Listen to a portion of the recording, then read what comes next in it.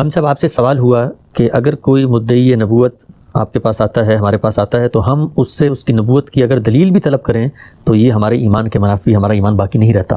اس پر بعض حضرات نے کہا کہ غامدی صاحب تو بہت مکالمے کو فروغ دیتے ہیں، بڑے اکوموڈیٹنگ ہیں، وہ کہتے ہیں بھئی دلیل لاؤ، دلیل پہ بات ہوگی۔ اگر مجھ سے ختم نبوت کی آیت پر بات کرنا چاہے گا تو یہ علمی گفتگو ہے، میں صبح و شام کرنے کے لیے تیار ہوں، لیکن اگر وہ مجھے یہ کہنا چاہتا ہے کہ میری نبوت کے میرے پاس یہ دلائل ہیں، تو یہ میں کیسے سنوں گا جبکہ مجھے اس سے پہلے جو اللہ کا آخری پیغمبر ہے وہ بتا چکا ہے کہ اب کسی نبی کو نہیں آنا۔ اس امکان کو ماننے کا تو مطلب یہ ہے کہ میں یہ مان رہا ہوں کہ جو اطلاع مجھے پہلے دی گئی ہے وہ اطلاع ٹھیک نہیں ہے، وہ اطلاع مجھے قرآن مجید کے ذریعے سے دی گئی ہے،